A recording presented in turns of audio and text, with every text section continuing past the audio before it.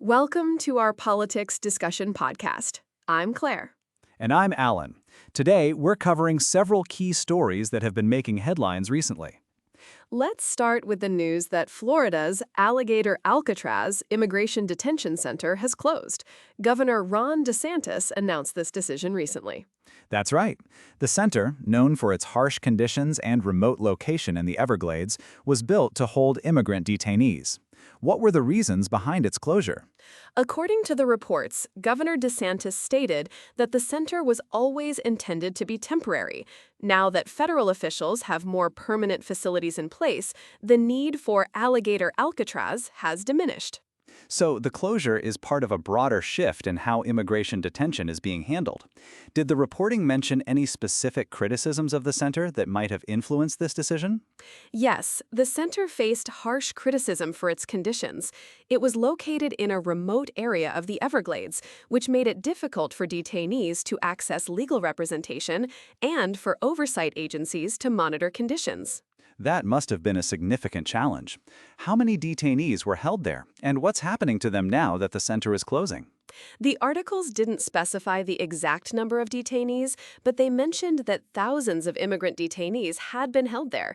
As for their current status, the reporting suggests that they are being transferred to more permanent facilities. That makes sense. It's interesting that Governor DeSantis framed this as a natural progression given the center's temporary nature. Did the reporting touch on any potential implications of this closure for future immigration policies?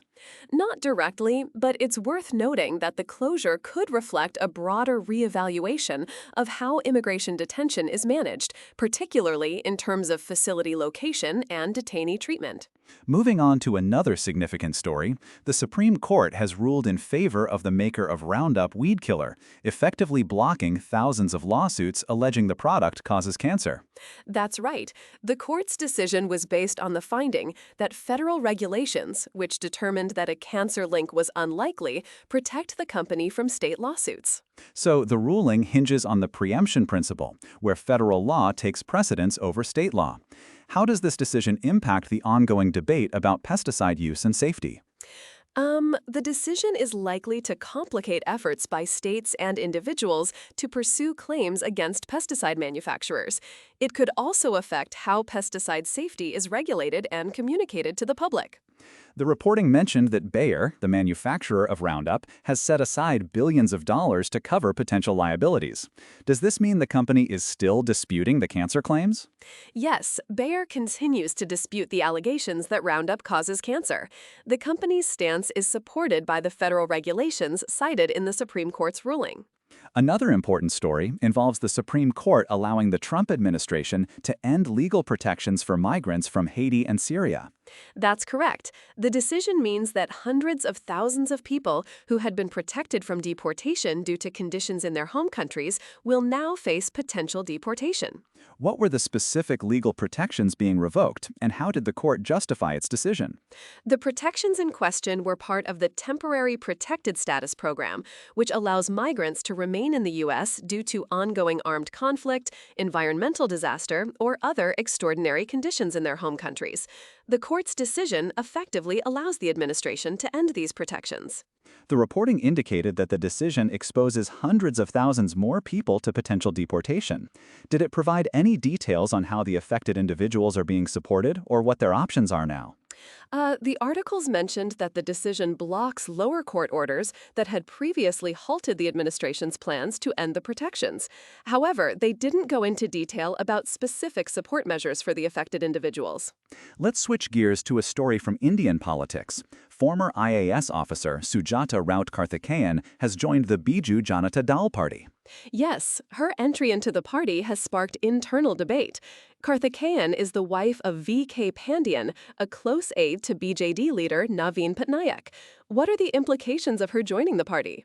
According to the reporting, Karthikeyan's entry is seen as part of Naveen Patnaik's succession plan. She has been praised for her work, particularly on initiatives like Mission Shakti. That's right. Her background as an IAS officer and her association with V.K. Pandian make her a significant addition to the party.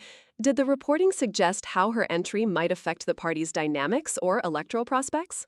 The articles indicated that there was some internal opposition to her joining due to concerns about party insiders' reactions. However, Patnaik's trust in her seems to have been a decisive factor. Finally, there's been a report of a heated exchange between President Trump and a Republican senator over the Iran war. Yes, Senator Bill Cassidy was involved in a shouting match with Trump during a closed-door meeting.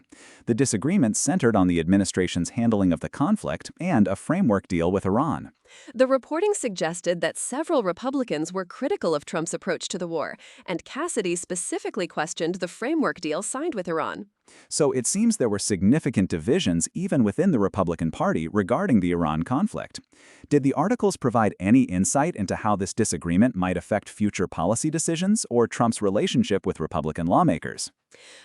The reporting didn't go into detail about the long-term implications, but it did highlight the tensions within the party. Such public disagreements can strain relationships and impact legislative support.